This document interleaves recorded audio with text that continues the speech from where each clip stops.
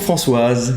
Bonjour Dominique. Ce n'est pas la première fois que l'on te voit sur la chaîne de la VAP, mais forcément tu es, on va dire, un personnage dans la VAP, pas que, mais dans la VAP aussi. Tu es donc Françoise Godel, tu es tabacologue, tu es psychologue, tu es fondatrice du groupe Facebook Je ne fume plus, et tu es vice-présidente pour France Patients Experts Addiction. J'ai tout dit ? Oui, tu as tout dit. C'était déjà un beau profil. Donc forcément, tu as une belle position ici dans la VAP et surtout avec le groupe Je ne fume plus. Ton combat, toi, c'est la défume.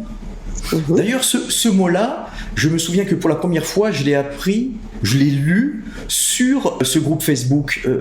Oui ? Oui, peut-être. La défume. Alors, c'est pas moi qui ai inventé ce mot-là, c'est un tabacologue très très connu, un des fondateurs de la tabacologie en France, qui s'appelait Robert Molimar, qui est décédé il y a 1 ou 2 ans, et qui avait changé le mot sevrage tabagique en défume. Oui. On fumait, on défumait. Et c'était pour montrer un petit peu tout ce temps qu'il fallait pour arrêter de fumer, qu'on n'était pas simplement dans le fait de se priver de quelque chose, se sevrer, mais que c'était tout un chemin qu'on faisait pour arrêter de fumer. Et moi j'aime bien ce mot défume, et j'aime bien le mot défumeur. On est un défumeur avant d'être un ex-fumeur. D'accord. Alors, nous on en est à être des ex-fumeurs aujourd'hui. Yes. Voilà, au bout de moultes années qu'on a compté sur les doigts de la main à chaque fois, en jour et en heure au début. Donc sur ce groupe Facebook Je ne fume plus, donc bien sûr je vous invite à aller y jeter un coup d'œil et voire même vous y inscrire. Vous en avez fait aussi une petite association derrière, l'association Je ne fume plus. On va s'intéresser au groupe. Sur ce groupe, donc vous êtes quand même assez nombreux à l'animer bénévolement, mais assidûment quand même. Vous faites beaucoup avec bienveillance pour toutes les personnes qui ont la volonté d'arrêter de fumer, de se faire aider via un groupe social, et ça le fait bien.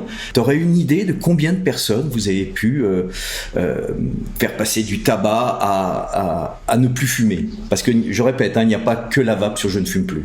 Non, il n'y a pas que la vape sur Je ne fume plus. Je ne fume plus, c'est toutes les méthodes pour arrêter de fumer. Que ce soit, comme je dis souvent, sucer des noyaux de cerise, prendre une vape, se faire hypnotiser, se coller des patchs ou sucer des pastilles.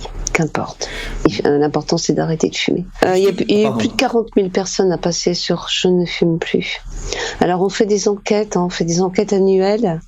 La dernière enquête, c'était après le mois sans tabac dernier. Et on a eu à peu près 1300 personnes à répondre, un peu plus. Et on avait plus de 80% des personnes qui étaient dans une démarche de sevrage tabagique. Ça ne veut pas dire que ces personnes vont tenir sur le long terme leur défume, mais ça veut dire que ces gens-là ont démarré quelque chose. Et on sait très bien qu'on va essayer peut-être 1 fois, 2 fois, 3 fois, mais on finit toujours par réussir. Vous avez, à partir de l'année dernière, je crois que c'est 2020, commencé à poster régulièrement une petite série d'informations, de posts. C'est de l'information un petit peu vulgarisée, mais pointue et sourcée, que vous avez appelé le Sachiez-vous. Et c'est le sujet d'aujourd'hui. Vous avez compilé tous ces posts pour en faire un livret aujourd'hui accessible au format PDF, illustré, c'est sourcé, enfin, voilà, il y a plein de choses, et c'est le sujet parce que je trouve que ce livret est extrêmement important du point de vue d'un fumeur, c'est-à-dire je suis fumeur, je veux arrêter, là je vais en apprendre beaucoup sur pourquoi ceci, pourquoi cela, mais aussi, et ça c'est l'objectif aussi de la chaîne de la VAP, du point de vue d'un professionnel de la VAP qui doit être informé pour devenir un partenaire crédible pour la défume de son client. Alors justement, pourquoi vous vous êtes dit, vu que c'était déjà posté sur internet, pourquoi vous vous êtes dit, tiens, si on compilait tout ça, si on en faisait un livret, vous ciblez qui, ou alors vous voulez simplement tout mettre dans un seul PDF pour que l'internaute n'ait pas à descendre toute la page Facebook pour essayer de voir tous les posts qui ont été faits, c'est ça? C'est l'objectif? Alors, ce guide a été créé dans le cadre du mois sans tabac. On a fait plein d'animations comme tous les ans pendant le mois sans tabac, des lives toutes les semaines, des posts d'informations, des jeux, etc. pour animer ce moment important qu'est le mois sans tabac. Et dans le cadre du mois sans tabac, on s'est dit que ce serait intéressant d'avoir tous les jours une information fouillée, sourcée, sur l'un des aspects de la défume. Alors ça passe par la connaissance de qu'est-ce que la dépendance, qu'est-ce que c'est un substitut, qu'est-ce que c'est un patch, qu'est-ce que c'est la vape, qu'est-ce que ça veut dire une rechute, quels médicaments, qu'est-ce que ça veut dire les TCC, enfin tous ces mots qu'on entend quand on arrête de fumer, toutes ces questions qu'on peut se poser. Et on en a fait un petit guide. Donc notre équipe a travaillé sur ce petit guide. On faisait un post par jour pendant le mois sans tabac. Donc il y a exactement 30 posts. Et ça a été toute une masse d'informations. Alors on pourrait penser que c'est un petit recueil de tabacologie, relativement facile à lire, mais quand même assez fouillé. Donc il faut se le taper, le guide. Et c'est pas que ça. C'est un outil. C'est un outil pour les défumeurs qui veulent avoir de l'information, qui veulent aller plus loin. Je vais mettre des patchs, mais qu'est-ce qu'il y a dedans ? Combien je peux en porter ? Quel modèle existe ? Est-ce que je peux en mettre plusieurs ? Ça me gratte ? Comment je peux faire ? Enfin, vous voyez, est-ce que je peux combiner vape, patch, médicaments, tout ça c'est très bien expliqué. Alors, voilà. Pour donner un petit peu l'eau à la bouche à ceux qui se diraient tiens, est-ce que c'est intéressant, pas intéressant ? Le livret commence ainsi. Le sachiez-vous va vous aider à comprendre les mécanismes du tabac et du sevrage sur votre corps et votre cerveau. Le cerveau, c'est très important. Avec des trucs et des astuces. Ça aussi, c'est hyper important d'avoir des trucs et astuces liés à l'expérience que vous avez, que nous avons en tant que des fumeurs, ex-fumeurs, voilà, ouais. Pour vous accompagner dans les différents stades de la défume. Effectivement, dès le départ du livret, on l'appelle le livret, on va le dire le livret ? Oui, le livret. On a toutes les étapes que l'on va devoir franchir du fumeur heureux, si je me souviens bien, à des fumeurs heureux. Des fumeurs heureux, voilà. Les connaître, donc ces trucs et astuces, les connaître, c'est savoir anticiper, c'est être prêt à les affronter le mieux possible avec toute la force positive qui est en nous. Le sachiez-vous sera parfois impertinent ou drôle, mais toujours utile, positif, sérieux et sourcé. Ça, j'y tiens beaucoup. Il y a beaucoup de références à des études avec des liens qui amènent. On a des tests. C'est complet tout en étant concentré. Ouais, c'est une boîte à outils. Alors dedans, les personnes vont pouvoir piocher. D'ailleurs, on va retravailler sa présentation sur notre site internet avec un petit moteur de recherche avec des mots pour que chaque personne puisse aller chercher l'information comme il souhaite. Ça, c'est vraiment important. C'est pas une boîte à outils qu'on aborde en le lisant comme un bouquin, tu vois, genre je vais me taper le guide, le sachiez-vous, de la défume. Mais on va aller chercher de l'information quand on en a besoin. Et c'est ça aussi le principe de notre groupe, c'est de pouvoir apporter à un défumeur l'information dont il a besoin, mais quand il en a besoin. Autrement, on récite des cours de tabacologie et on dit, vous savez, il y a un patch sur 16 heures, il est disponible en 15 mg, en 25 mg, en 10 mg. Ça, les gens vont le lire, vont pas le retenir. Par contre, si vous dites un défumeur qui, avec son patch de 24 heures, ne dort plus la nuit, un mal fou à s'endormir. Tu sais, il existe des patchs sur 16 heures. Tu le mets le matin, tu l'enlèves le soir. Le dosage que tu mets, c'est du 21 mg en 24 heures. Donc le 15 mg sur 16 heures va correspondre à ton 21 mg sur 24 heures. Ça fait sens tout de suite. Même chose, je me suis pris une peau de banane, j'ai dérapé, qu'est-ce que je peux faire ? Je ne sais pas quelle dépendance j'ai. C'est quoi la dépendance en fait ? Ça veut dire quoi ?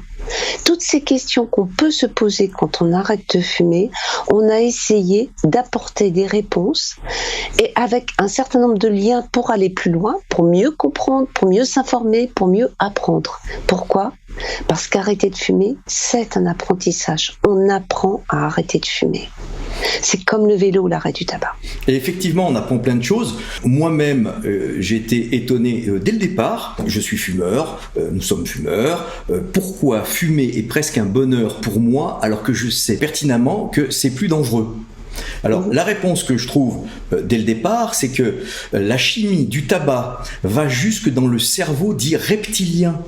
C'est-à-dire la partie du cerveau qui instinctivement nous permet de respirer, de faire battre le cœur, de manger, de dormir. Ça se met tellement profondément là-dedans.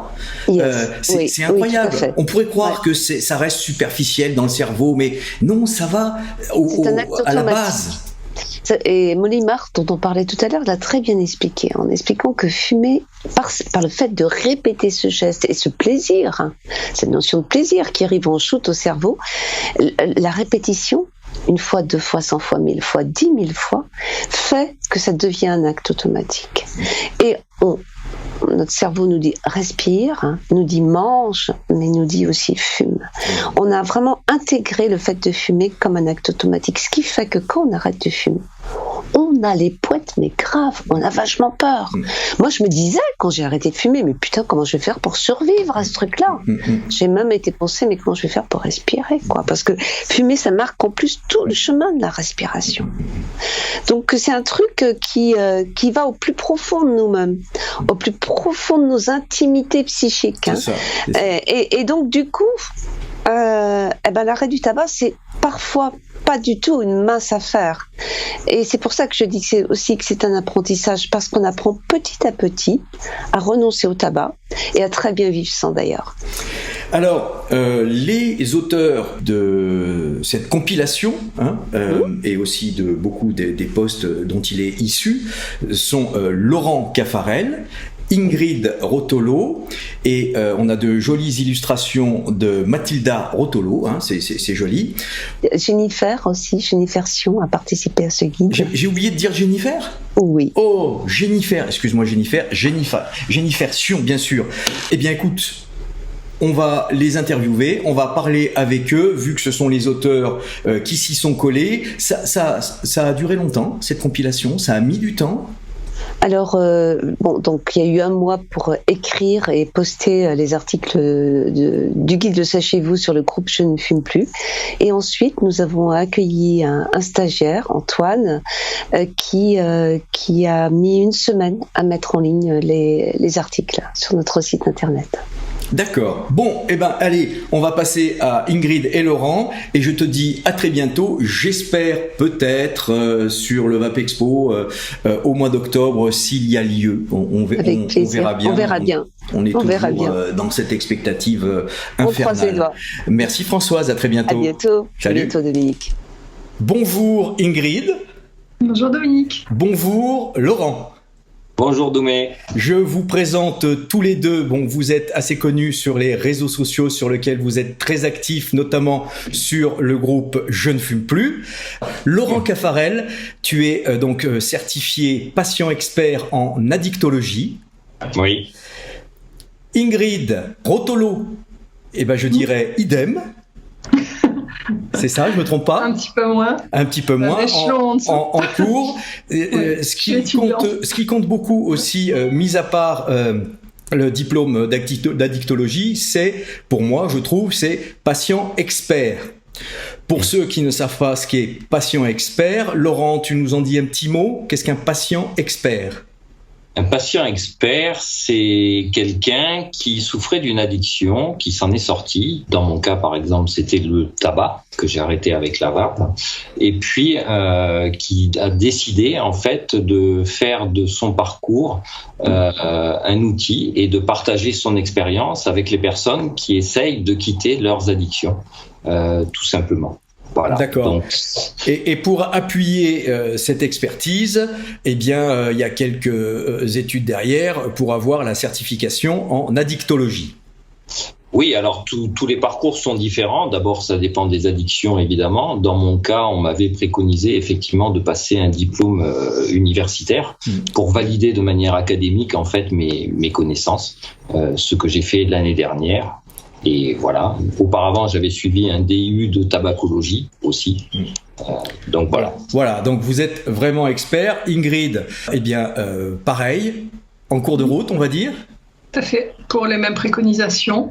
Voilà. Donc, père aidant pour le moment, confirmé, validé, et en cours. Et puis, je suis en train de poser mes dossiers, donc d'installer mes dossiers pour pouvoir passer un DU d'addictologie également. D'accord. Donc, tout ça pour dire que vous n'êtes pas les premiers venus, on va dire, dans la défume. Françoise a initié donc Le Sachiez-vous, c'est le thème de cette vidéo. Le Sachiez-vous, qui est un petit livret aujourd'hui téléchargeable au format PDF que vous trouverez dans la description de la vidéo, et je vous invite à le télécharger. Et maintenant, on va vous dire pourquoi ce petit livret est important. Donc, vous vous y êtes mis à 3, Laurent, Ingrid et Jennifer. Bon, on ne pourra pas avoir tout le monde à l'écran, donc ça sera Ingrid et Laurent. Et on va parler un petit peu de ce déroulé de ce livret. Ce livret est une compilation, on va dire, de tout le savoir que l'on a sur la défume, sur comment quitter le tabac. Il est extrêmement complet, comme on l'a vu avec Françoise. On le lit pas comme un livre. On va aller chercher le sujet qui nous intéresse. Il y a beaucoup de sujets. Tout est bien développé. On va commencer par le commencement. Avec Ingrid, on apprend dès le départ qu'il y a 6 stades dans tout le processus pour arrêter de fumer. On est tous ici, tous les 3, d'anciens fumeurs, et l'on sait la difficulté, la solitude qu'on a face à la défume. Dans ces 6 stades, on a le fumeur heureux. Voilà, premier stade, je fume, je suis heureux. Je me souviens tout à fait, moi personnellement, de cet état-là. Je fume, je suis heureux. Il y a une petite voix derrière, un petit diable qui me dit ouais, t'es sûr que de la fumée comme ça c'est bon pour toi? C'est le fumeur heureux. Sur le forum, sur la page Je ne fume plus, arrive souvent le fumeur heureux, ou pas du tout, justement. Le fumeur heureux ne vient pas voir ce qui se passe sur un site de défume. Ingrid. Tout à fait. De toute façon, c'est toujours ce qu'on dit avec Laurent et ce qu'on prône aussi sur le groupe, c'est que quelqu'un qui prend conscience à un moment donné, il ne peut plus être un fumeur heureux, surtout lorsqu'il a déjà... Alors, on n'aime pas le mot échec, si tu veux, déjà, lorsqu'il a défumé et puis qu'il n'a pas réussi, qu'il a rechuté et qu'il n'a pas réussi à travailler sa maintenance. Alors ça, le fumeur qui reconnaît son problème, c'est la deuxième étape. Bien sûr, toutes ces étapes-là, on en dit le titre, elles sont développées sur le livret. La troisième étape, là, c'est la préparation. Et là, j'imagine, Laurent, c'est ce genre de, j'allais dire, client d'internaute qui vient vous questionner à ce moment-là, dans la préparation à l'arrêt du tabac, sur Je ne fume plus. Oui, on a beaucoup de gens en fait qui sont passés du stade du fumeur heureux au fumeur malheureux, avec une certaine culpabilité ou autre, qui commencent derrière effectivement à prendre conscience de sa problématique et puis qui commencent à s'informer. Donc elle est beaucoup moins ambivalente en fait. Elle a décidé finalement quelque part d'arrêter. Elle ne sait pas encore comment, mais elle a décidé d'arrêter, et c'est souvent à ce moment-là que ça se met en marche, en fait. D'accord. Donc, enfin, la quatrième étape, c'est l'action. L'action, bon, allez, je m'y mets. Comment je m'y mets? Déjà, une bonne solution, c'est de passer par Je ne fume plus. Je fais une petite parenthèse par rapport au livret Le Sachiez-vous. C'est que vous êtes plusieurs sur le groupe Je ne fume plus à être actifs sur ce que vous appelez les bouées canards. Ce qui est important, c'est la bouée. Le canard, c'est pour dédramatiser la chose. Et la bouée canard, c'est vous prenez, j'allais dire, le patient quasiment en tête-à-tête, en vidéo, et vous lui prodiguez des conseils. Comment ça fonctionne une bouée canard, Ingrid ? Alors, déjà, pour nous, c'est pas un patient, puisqu'on n'est pas soignant. Oui, bien sûr. On est père aidant. Donc, en fait, on lance une bouée à la personne qui est en difficulté, qui n'arrive pas à trouver ses solutions, ses forces, ses ressources en elle, et qui ne comprend pas ses étapes. En fait, on va lui proposer un accompagnement individuel et en visio, et en plus des accompagnements collectifs sur le groupe, pour le coup. Et là, en fait, on va travailler son cas par cas, son histoire de fume et de défume. Et puis, on va essayer comme ça de l'accompagner et de l'amener. On lui insuffle des forces et de la confiance, l'estime de soi, c'est essentiel aussi. Et on va l'orienter, ça c'est évident. L'orienter, voire professionnellement, avec des vrais professionnels de santé en plus. Je vais vous poser une petite question piège. Est-ce que vous pensez que vous faites donc bénévolement et donc gratuitement ce qu'aurait fait ou dû faire un tabacologue si cette même personne s'était rendue chez un tabacologue? Alors, on ne fait pas la même chose, hein. On est en complément, on ne se substitue pas à un soignant, jamais. Il faut savoir rester à notre place, et c'est là aussi, pour nous, l'intérêt aussi de nos certifications, plus ou moins en cours.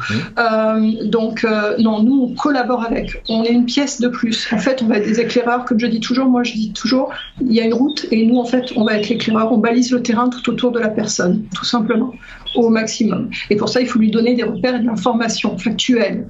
Et puis, il faut qu'elle arrive on arrive à la mettre à sa portée, cette information, afin de pas la vulgariser, parce que c'est pas très joli à dire, mais c'est pas évident. Nous, on est quand même aguerris à savoir lire des études et à les comprendre et à les trier aussi. Et c'est ça qu'on essaie de réunir, en fait. Et c'est là où le sachez-vous était important pour nous comme boîte à outils. D'accord. Et donc, si vous avez réussi, il y a la 5e étape, je suis perdu dans mes étapes, il y en a 6, 7, 6 et demi. La 5e étape, c'est ce que vous appelez la maintenance. Alors, c'est pas la maintenance, c'est on se maintient, on tient. Laurent, dans le pourcentage de travail que tu fais avec les internautes qui viennent te questionner sur « je ne fume plus », est-ce que c'est un travail difficile ? Est-ce que vous avez beaucoup de gens qui arrivent qui disent j'ai du mal, ça fait 5 jours, ça fait 6 jours, mais là je vais craquer ou j'ai craqué.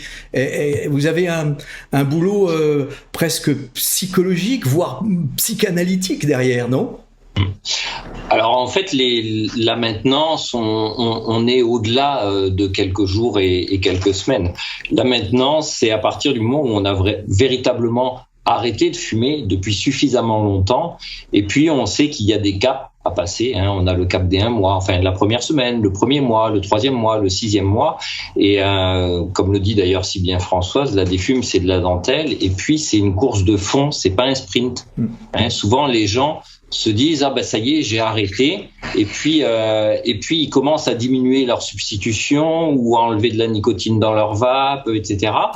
Puis c'est trop tôt. Hein, et très souvent, les gens qui baissent leur taux de nicotine ou leur substitution beaucoup trop tôt, c'est le meilleur moyen pour retourner rapidement chez le buraliste. Hein. Donc là maintenant, on est plutôt sur un travail qui se fait plus tard, où on est effectivement serein par rapport à ses défumes, on est serein par rapport à ses envies, c'est-à-dire qu'on n'a plus d'envie. Et puis, il peut y avoir de temps en temps des envies fugaces qui vont arriver. C'est ça le travail de maintenance, c'est de se tenir éloigné effectivement du tabac, quel que soit le moyen qu'on ait choisi pour le quitter. Alors, le sachiez-vous, le petit livret donne quelques trucs et astuces tout le long des thèmes qui sont abordés. Je voudrais juste en finir avec les étapes, puisque vous avez mis dans l'ensemble des étapes, on dirait le point 1, c'est la rechute. La rechute, ça fait partie du processus, on rechute. Moi-même, j'ai rechuté. Et là, vous notez bien qu'il ne faut pas se désespérer, ça fait partie voilà, on rechute parce que c'est extrêmement difficile, c'est comme une maladie, on est seul face, je dis pas que c'est une maladie, hein, je dis c'est comme une maladie, on est seul face à ça, et bien on rechute, et puis à ce moment-là, après la rechute, on n'est plus du tout le fumeur heureux que l'on était avant d'avoir essayé d'arrêter. on sera plus jamais un fumeur heureux, puisqu'on a déjà fait cette prise de conscience, on a essayé d'arrêter. Donc, ce qui est important surtout, et à savoir pour tout le monde, c'est que la rechute, c'est pas un échec, effectivement, comme tu l'as dit, c'est un apprentissage. Ça, c'est la première des choses. Et en fait, quand on rechute, la rechute, elle peut arriver à n'importe quel stade. Ça peut être au moment de l'action, au moment de la préparation, au moment de la maintenance, ça peut arriver à n'importe quand. Par contre, ce qui est important, c'est qu'on ne repart jamais à zéro. Tout à fait. Oui, on a acquis de l'expérience, et une petite expérience de qu'est-ce que ça nous coûtait d'essayer d'arrêter de fumer. Parce que ça coûte sur soi, on prend sur soi, on est nerveux, on mange, et le livret explique bien sûr tous ces processus, et il explique aussi pourquoi on est un fumeur heureux, alors que d'aspirer de la fumée, normalement, ça rend pas heureux. Donc voilà, tout le travail sur les neurotransmetteurs.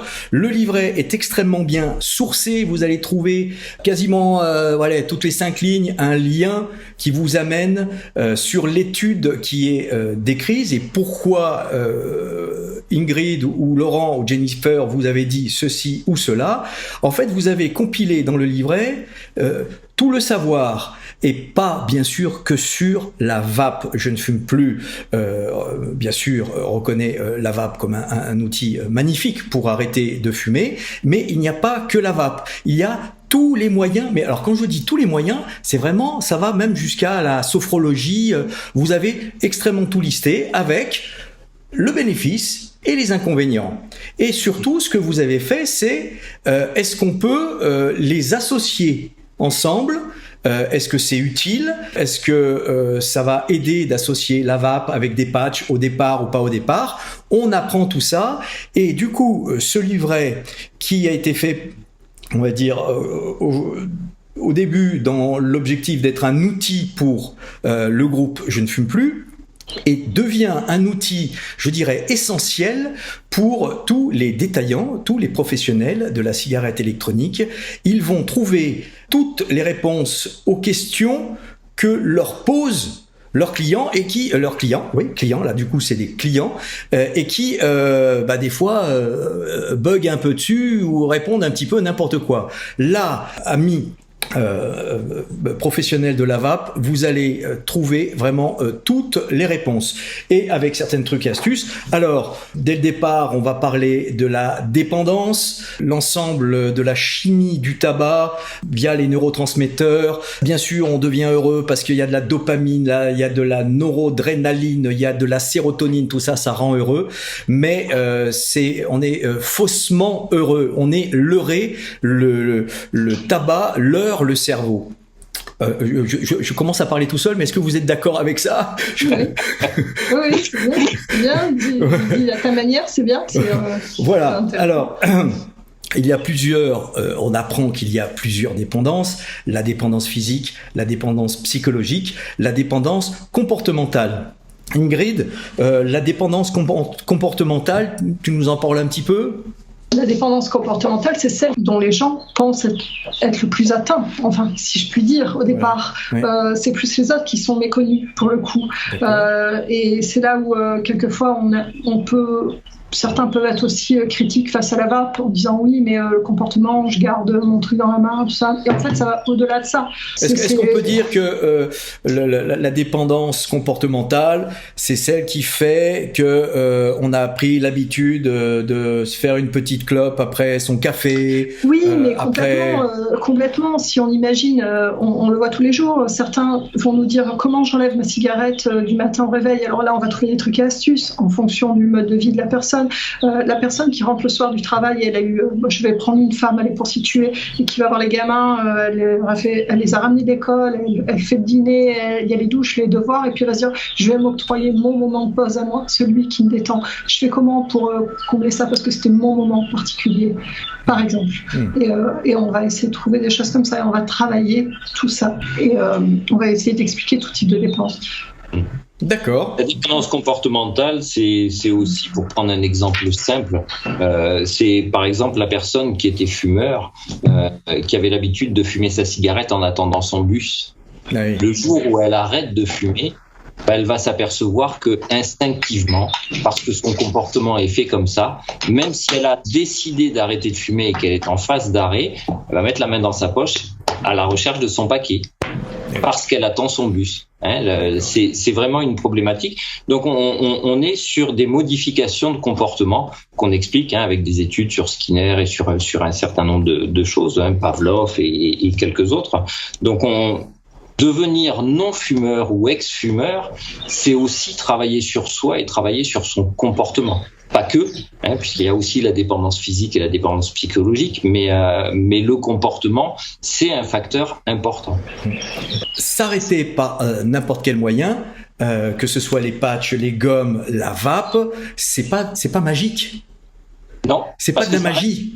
Si derrière on n'a pas un minimum de volonté, faut pas croire demain je m'arrête, ok, tiens je vais prendre une vape, tiens je vais mettre des patchs, ça peut pas fonctionner. Alors c'est pas de la volonté, attention. La volonté, souvent il y a cette confusion là. Ah d'accord. C'est pas une question de volonté, c'est d'abord et avant tout une question de motivation. Parce que s'il s'agissait que de volonté, tout le monde pourrait s'arrêter de fumer. On n'aurait pas 16,5 millions de fumeurs en France. Oui. Et puis une question d'information, d'accompagnement. Pour moi, c'est vraiment essentiel. Je pense qu'on peut y arriver seul. Il y a des gens qui sont capables d'y arriver. Enfin, qui disent, moi, je suis capable d'y arriver seul. Mais effectivement, là, nous, on comprend vite que les dépendances sont différentes que pour d'autres, pour le coup. Mais on est sur une addiction et on le vulgarise un petit peu trop. On n'explique pas que c'est une addiction sévère, le tabagisme. Oui. Voilà. Et en fait, il faut déculpabiliser la personne. Il faut vraiment déculpabiliser la personne. Elle n'est pas nulle. Alors, il faut bien se souvenir que le tabagisme, c'est avant tout reconnu comme étant une maladie chronique. Sauf que le fumeur, lui, il n'a pas l'impression d'être malade. Donc forcément, c'est tout un cheminement déjà pour arriver à passer du stade du fumeur heureux au fumeur malheureux, c'est-à-dire de dire « Ah oui, j'ai bien pris conscience que j'ai un problème avec cette consommation de produits et j'ai décidé d'arrêter. » Donc là encore, on est encore sur un stade à part. Donc cette maladie chronique, le problème, c'est que pour toutes les autres addictions, il y a des endroits pour ça, il y a des XAPA, il y a des CARUD, il y a des services d'addictologie ou autres. Et il y a le groupe « Je ne fume plus ». Et il y a le groupe « Je ne fume plus », mais pour le tabac, clairement, il n'y a rien, il n'y a pas un centre où on dit tiens, je vais voir mon médecin et puis il va m'envoyer dans un centre et puis je vais arrêter de fumer. Ça n'existe pas.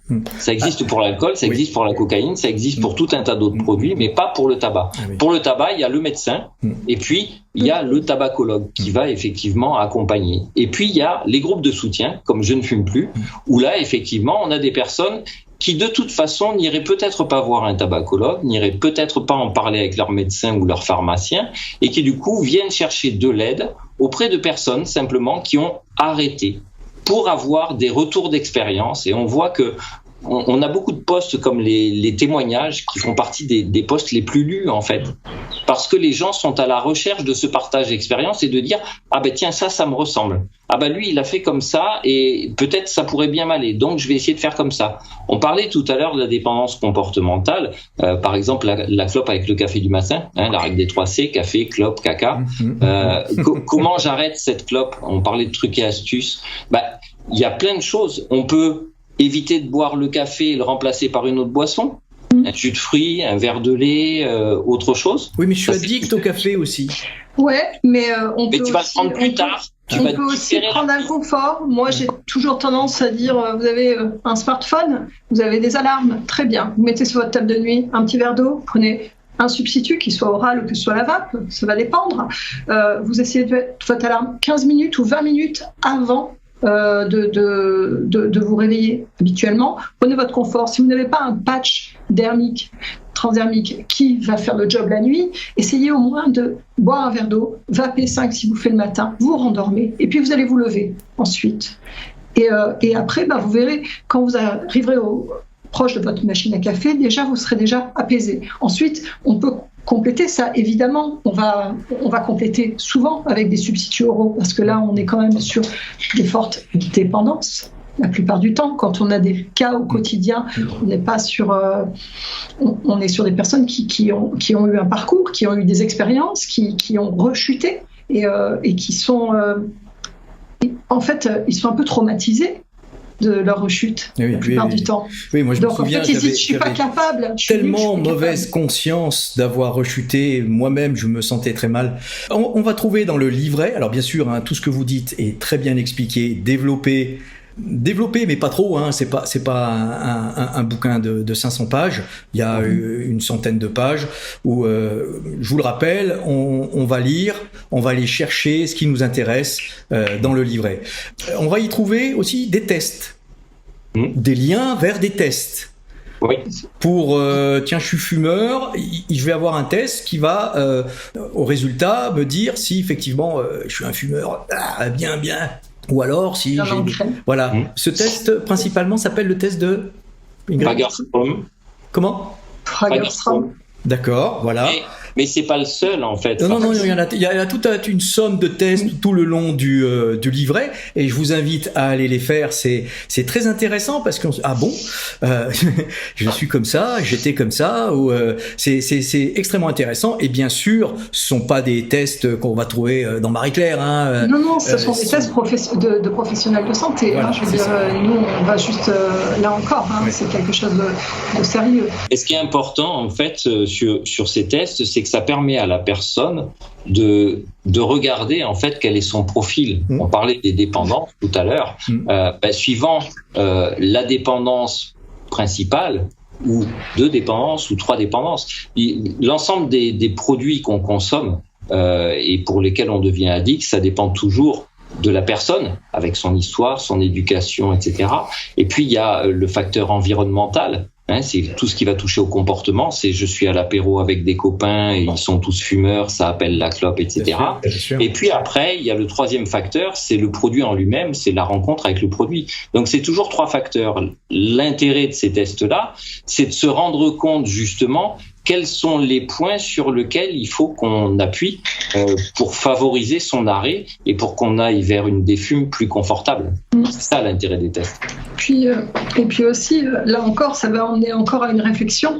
Quand pour revenir tout à l'heure, tu allais parler de la maintenance. Travailler la maintenance, c'est bien, mais quand on a un retour d'émotion, tu sais, le fameux retour des émotions, où d'un coup, on est là et on est en cours de défume, tout se passe bien, et puis d'un coup, ça nous secoue.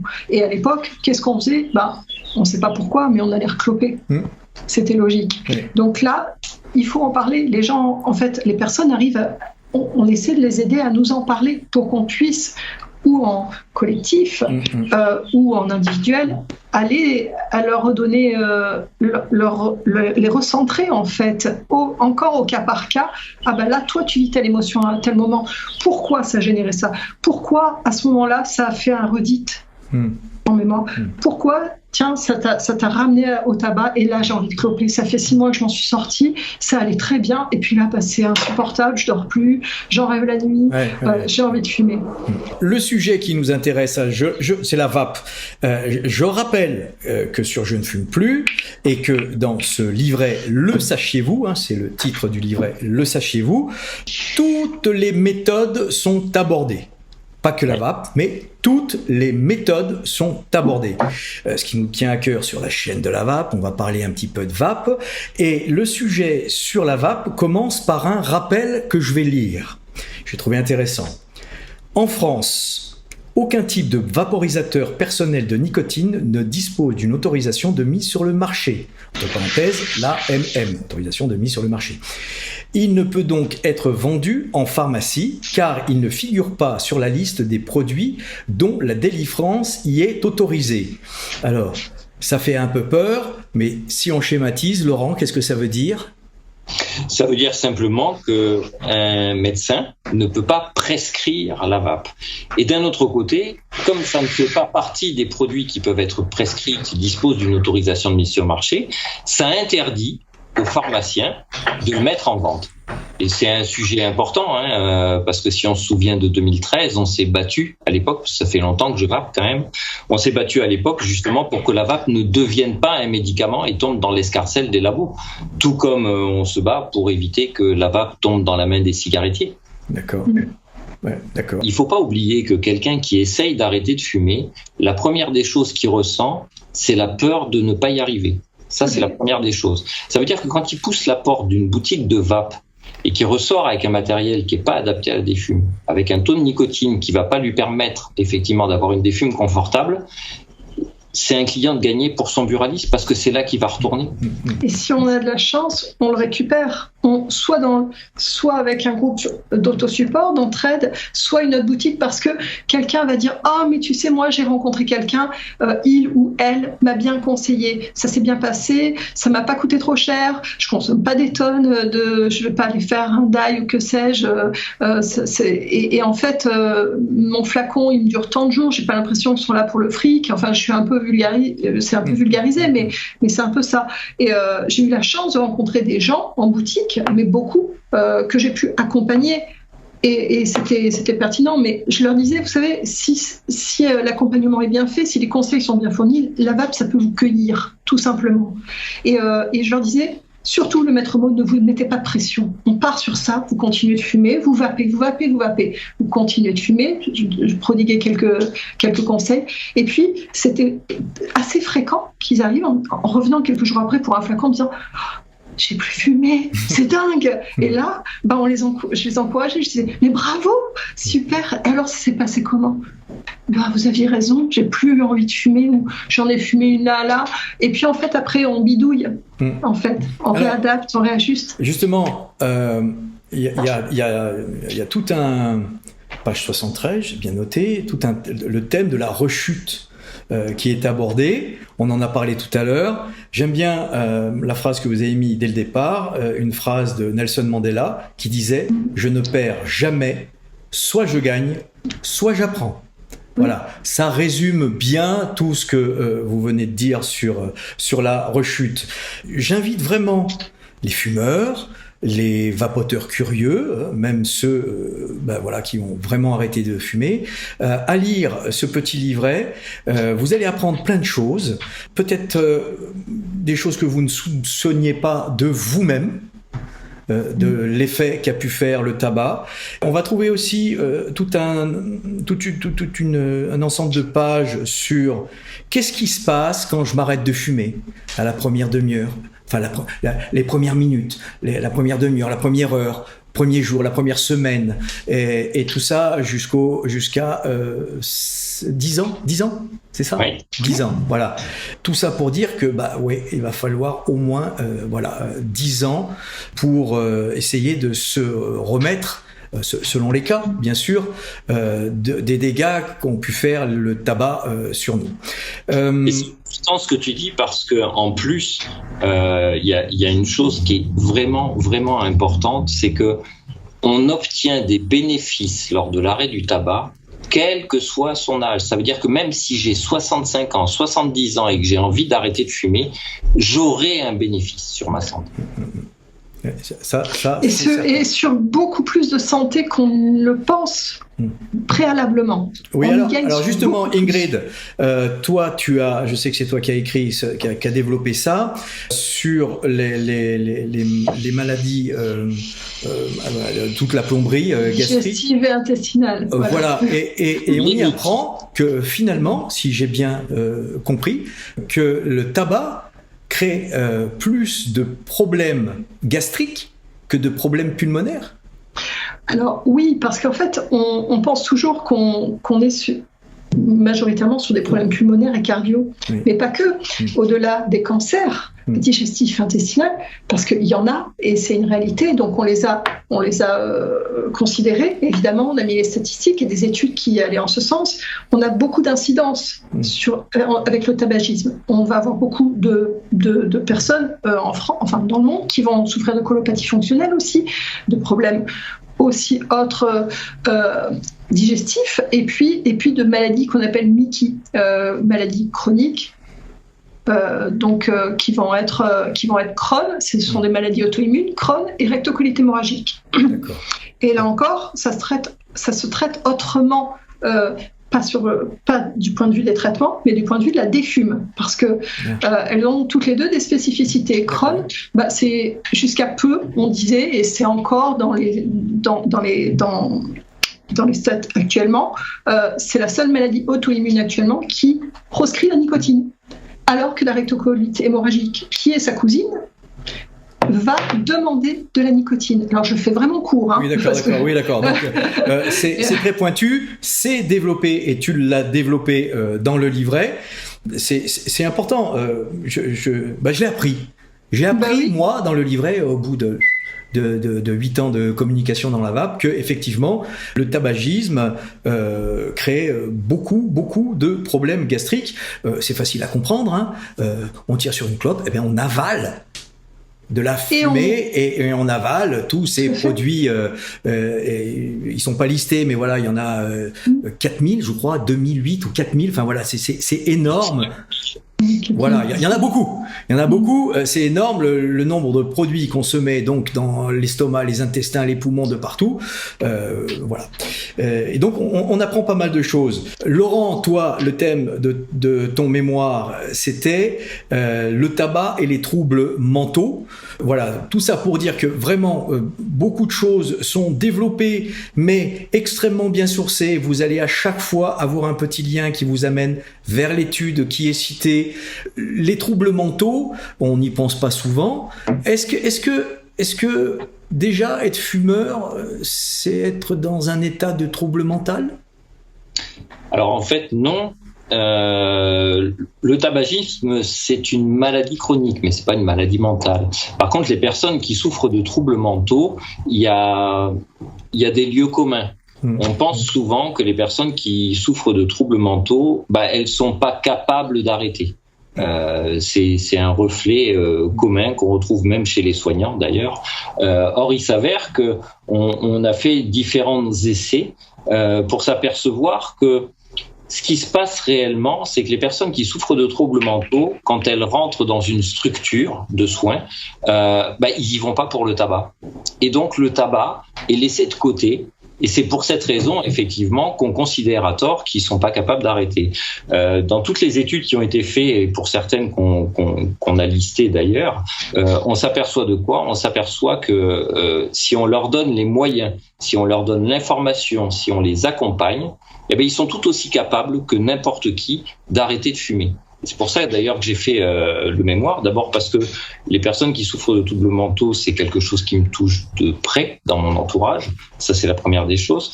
Et la deuxième des choses, c'est que comme je suis vapoteur et que j'ai arrêté moi avec la vape il y a 8 ans, je voulais faire un parallèle justement entre les troubles mentaux et l'utilisation de la vape pour arrêter de fumer.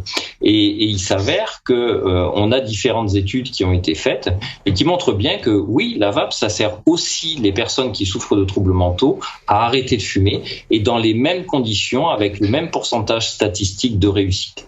Il y a beaucoup d'arguments qu'on va trouver dans ce livret qui est un outil de travail. Vous êtes un professionnel de la vape, je m'adresse aujourd'hui aux professionnels de la vape.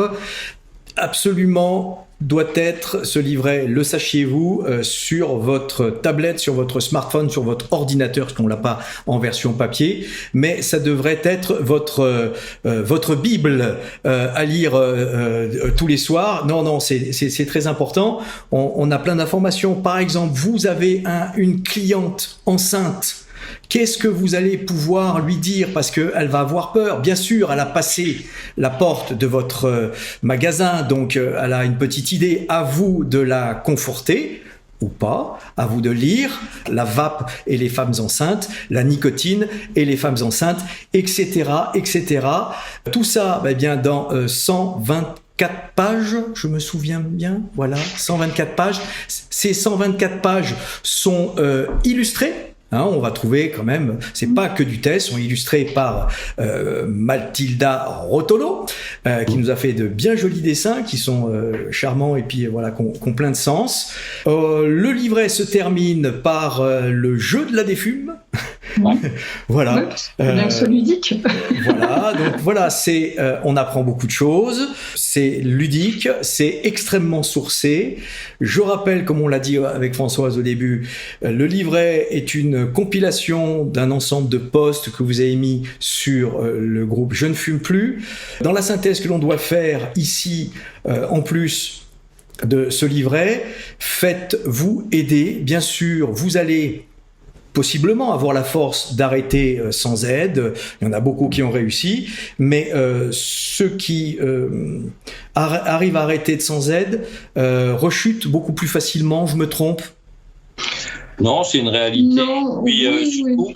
il faut savoir que en moyenne, quand on veut arrêter de fumer, il faut en moyenne, statistiquement, 5 tentatives. Ça veut dire quoi, 5 tentatives? C'est une stat, hein. Ça veut dire qu'il y a des personnes qui arrivent du premier coup, il y en a, ils en sont à la 10e, et puis c'est peut-être pas encore la bonne. Ouais. Par contre, ce qui est sûr, c'est que si on se fait aider, soutenir, si on consulte un tabacologue, si on utilise et qu'on combine les différentes méthodes pour avoir une substitution correcte, on multiplie d'autant les chances effectivement d'avoir une défume confortable et puis surtout de retrouver la liberté. Voilà, c'est pas la peine de dire moi je suis un bonhomme, je vais y arriver tout seul. Je vais souffrir, à la dure je dois souffrir parce que j'ai besoin de me punir parce que non, au contraire, nous on dit arrêtez ça, voilà, pas de pression, on se fait pas mal, on s'est fait assez mal jusqu'à là, on en a pris conscience. Allez, on met du rond, de la légèreté, on va vous entourer,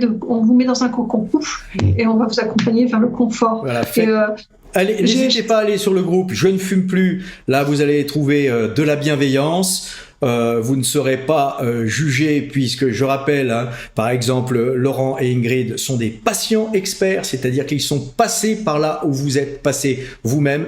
Ils savent les problèmes que vous avez physiquement et psychologiquement. N'hésitez pas à aller leur poser les questions, mais avant tout, lisez ce petit livret. Je vous remercie tous les deux, Ingrid et Laurent, pour avoir écrit ceci, qui est vraiment un outil important. Sourcé, je le rappelle, il y a beaucoup de liens qui vous renvoient sur les sources. Effectivement, il y a énormément d'études qui ont été faites depuis que la cigarette existe. Il n'y a jamais eu autant d'études sur la nicotine. Et là, je fais une toute petite parenthèse avant de finir. Je trouve très étonnant que beaucoup de gens, pas forcément mal intentionnés, se questionnent sur la nicotine que l'on va trouver dans la vape, mais absolument pas sur la nicotine que l'on va trouver dans les patchs, dans les gommes à mâcher, dans les inhalateurs, alors que c'est la même. Bon, je ferme la parenthèse. Il y a 10 ans, si, les gens se posaient des questions sur les substituts pharmaceutiques. Oui, mais plus maintenant. Oui. Ce sont plus les mêmes. La nicotine, dans la vape, c'est dangereux, mais dans les patchs, non. Mais c'est la même, les amis, c'est la même. Merci pour ce petit complément d'enquête sur le sachiez-vous. Eh bien, je vous embrasse tous les deux, bien sûr, et je vous dis à très bientôt. Peut-être nous verrons-nous, je dis bien peut-être, rien n'est moins sûr, à Vapexpo, et retrouvez toute l'information de la vape sur la chaîne de la vape en magasin, bien sûr. Au revoir à tous les deux. Merci. Merci pour ta confiance. Merci Laurent, merci Doumé. Salut.